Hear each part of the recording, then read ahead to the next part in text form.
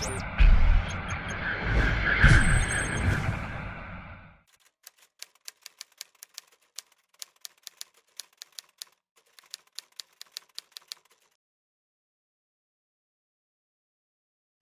Andy, thank you so much for joining. Just to start, can you give us just a little bit of background on yourself as the CEO of Gensler, and just a little bit on Gensler's work? Sure. Well, first of all, Brandon, thanks so much for having me on. I look forward to speaking with you today, and I really admire everything you've been doing with these phenomenal interview series. Congratulations. Thank you. I've been, believe it or not, this is my 40th year at Gensler. And I like to tell people I started when I was 5 years old, so that works well. I've been co-CEO with my partner, Diane Hoskins, for 15 years. And it's been a phenomenal run for me. I started in the firm when we only had about 150 people, and we have about 6,000 people in the firm today. We're in 50 cities around the globe. We have a global practice. And last year we worked in over 100 countries. One of our key core tenets is that design has a unique and profound ability to make a difference in the world. And what more profound time than right now, these unprecedented times we're in. You know, every day we have teams around the world impacting millions of people's lives, how they live, how they work, how they play, how they educate, how their health and safety and all those things that come with it. So it's been remarkable to see how our teams are performing around the globe. And we took on this idea, and I'll talk about it more as you ask me more questions, around shaping the future of cities around the globe. As architects and urban planners, we've been really focused on shaping the future of cities and around key issues. You know, before COVID, we were focused on major issues around climate change, around densification and urbanization, around housing and homelessness, and around mobility. And so we've taken these challenges on. We have what's called the Gensler Research Institute, which a lot of our clients rely on for a lot of our key research in these key areas. Got it. And, this crisis is so profound, right? Because it's hard to imagine a space that it impacts more than the built environment, right? Which is your canvas, right? That's probably how you define your canvas. Have you ever seen anything like this? Like, just looking historically, you said you've been at it for 40 years. Has there been anything that compared even remotely to this moment in time? Well, I've been through, and our firm's been through 4 major, significant downturns. The early 90s, obviously 9/11, then the economic meltdown in 08/09, which I thought in my career at that moment was going to be the last time I went through something that significant. This one's different. 08/09 was unbelievably impactful in my industry specifically, as everything kind of just stopped because the capital dried up. This is impacting everyone in the world and impacting all of our clients. And I've never seen such a devastating impact across every industry as this COVID. And frankly, the uncertainty that comes with it. And that's what we're dealing with, the uncertainty of what the future is. For me personally, I could tell you, I thought 08/09, and that whole downturn was going to be the worst, but this one by far, and it's been so swift. We started this, my firm got impacted by COVID in January because we have offices in Shanghai and Beijing. And so those offices went home, and those offices had been working from home. So we knew about it. We knew it was probably coming, and to see, the devastating impact around the globe. And I like to say now we have 6,000 offices, not 50 offices, because everyone is home, right, except our China offices. Ironically, our China offices are back to work and thriving. So isn't that ironic, where it all started, now our people are back to work and thriving? Yeah, it's so strange, it seems like I've been through, I guess in my career, one previous crisis. And what's so different here is that you have obviously the public health crisis compounded by obviously financial market dislocation and probably the highest level of uncertainty in terms of what the future looks like, or any notion that it will resemble the past. But then you just have these conflating variables of sociological shifts, which I'm really curious, going forward to get your thoughts on, just around what do cities look like? What is the point of being in a city? What was the initial drive to cities and kind of initial waves of urbanization, and what does that look like going forward? And the other interesting thing is just the state of technology, right? Like, this happened at a moment in time where technology could viably connect us in a way that, if this had happened just 5 years earlier, I don't think the breadth and the scope of the questions that are being asked would be getting asked. And so, connecting that back to something I wanted to ask you is, you've thought a lot about what a return to work looks like, right? I mean, we're technically working right now, but we're in two different offices, right? I guess Spitball has 40 offices and you have 6,000. When do we and how do we go back to work? And how has Gensler thought about that protocol?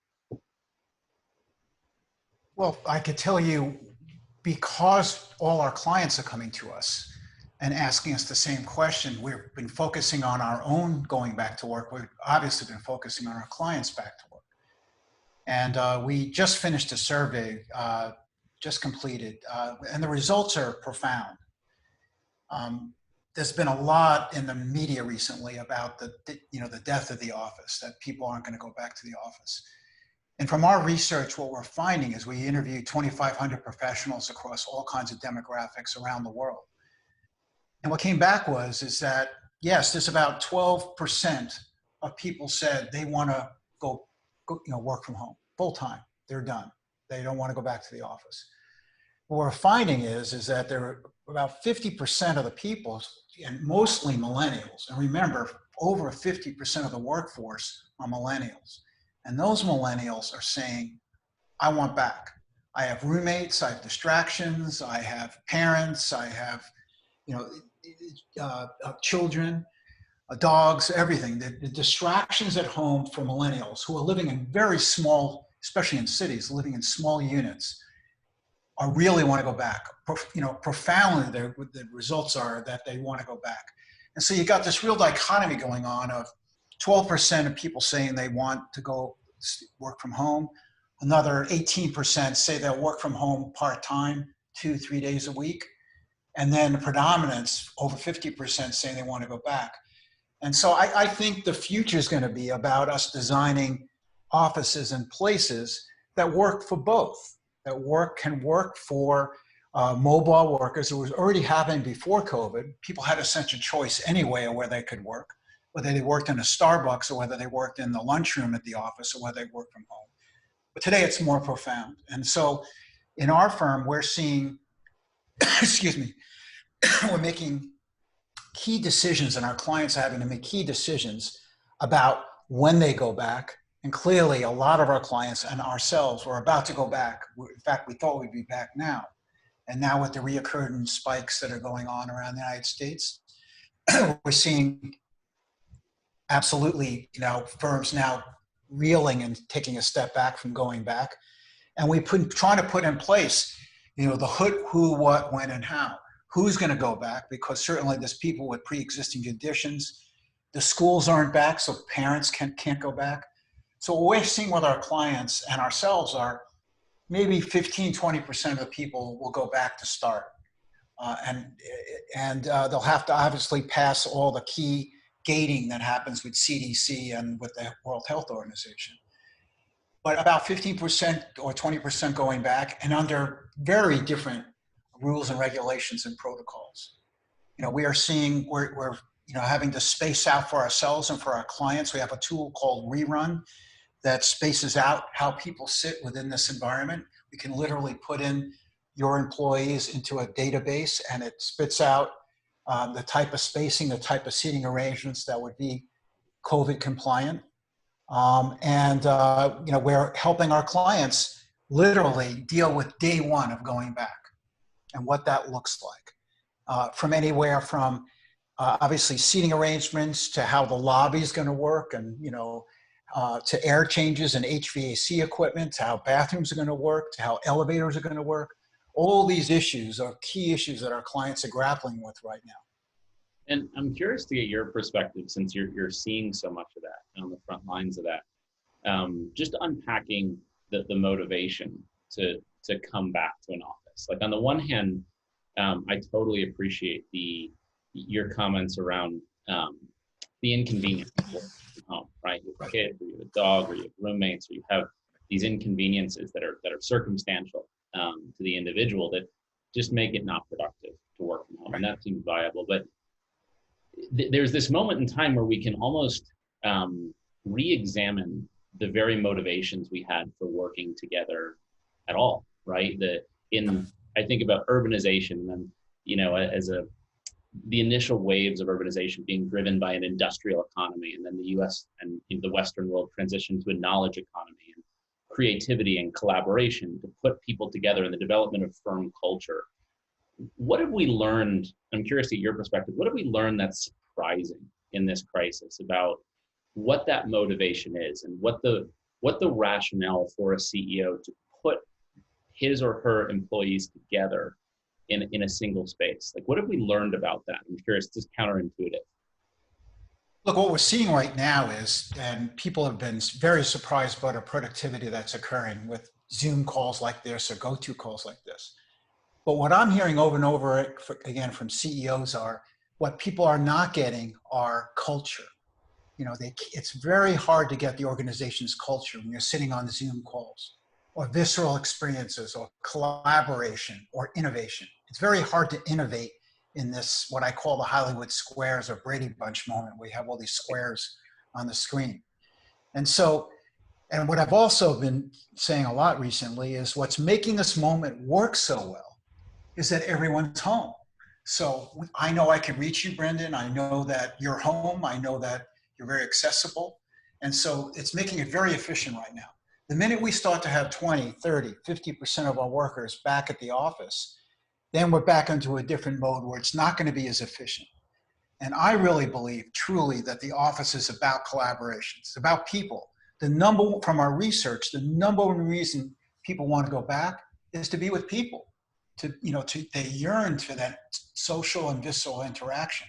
And for organizations, productivity does happen around the water cooler. It does happen not just around productivity calls like this one, but it does happen through culture, through how do you create mentoring and coaching for younger people in this moment we're in. So I think the purpose of the office is very clear: creativity, innovation, collaboration. I do think, though, that as a medium, this does work if you have an office and you have people working from home. And what I'm hearing from our clients are there going to be a lot more flex hours, where people can work home a day a week, or different hours during the day, where you might start your day later to avoid traffic and so forth in our major cities, and flex time between times. I think our work week is also increasing too. It's increasing from what was, 9 to 5, 5 day a week. All, especially in the United States, American workers are working 7 days a week now. And so that's why I come back to the core reason for the office is that culture, it's that collaboration, it's that true meaning, the purpose of work, why you're doing what you do. Back to this, societal issues of why are we doing what we do for our organization. So I think this is a pivotal moment in time for the office, especially for office workers, and how this is going to radically, change the formula for success for work. That it's just not 9 to 5. That it's just not having to go in the office, but it's that medium between the two. And I think our offices will be designed that way. We're going to have a lot more video conferencing, where people will be in a conference in an office, but also bringing in 3, 4, 5 people, 10 people from the outside to conferences. And I'm just interested in obviously being on the front lines of design, right, and how buildings are designed.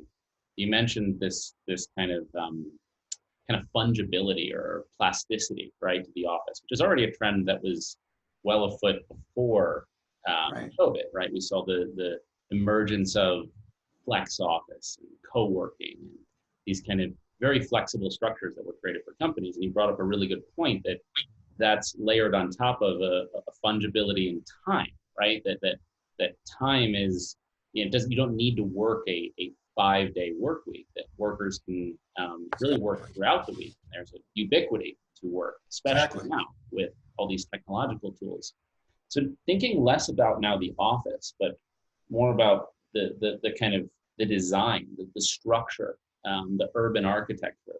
What changes? And I'm curious, what are kind of the your clients saying to you in terms of how is the world going to look different? The master plan communities, the office buildings, streetscapes. How are they going to look and be designed differently post 2020?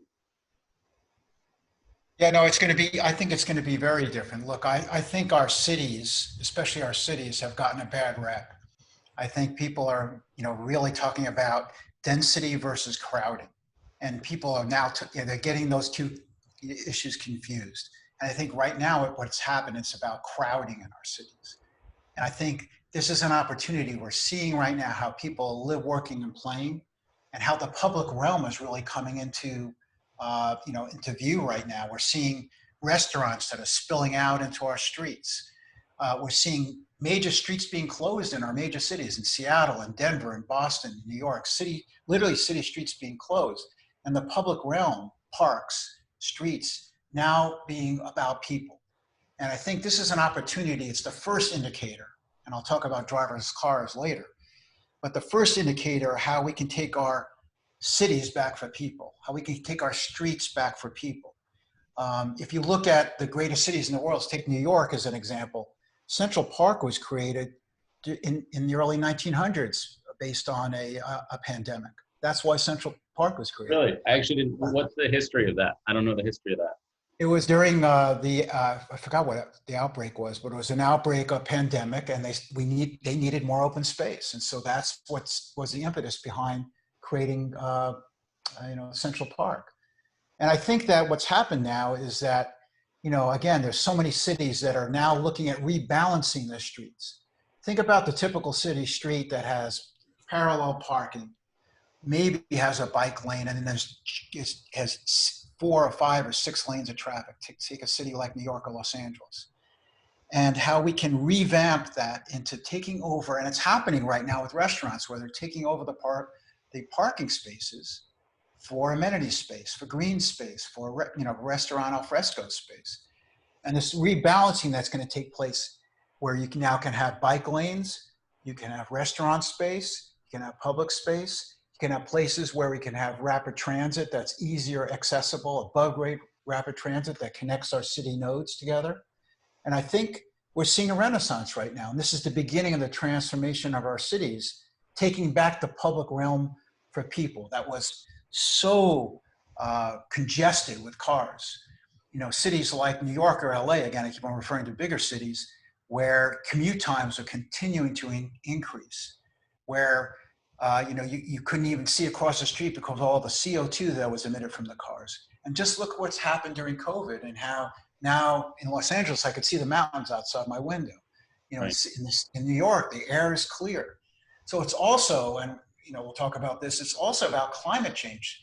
It also talks about how COVID is this health and safety major alarm that's going off that has to do with climate change in the long run and the future of our cities and how we're going to deal with climate change also. So, it's, we often talk about, I think, we talk about this idea of the 20-minute city where people can live, work, and play in one location, walkable cities, walkable communities, walkable neighborhoods, where they're not dominated by cars, where everyone can get accessible and well connected to mass transportation, well connected to the public realm, well connected for every possible use, including healthcare in that community. And I do believe that this is the nexus point. This is the transformation point for our cities that will then move past, hopefully past COVID, and then start to deal with climate change in the future.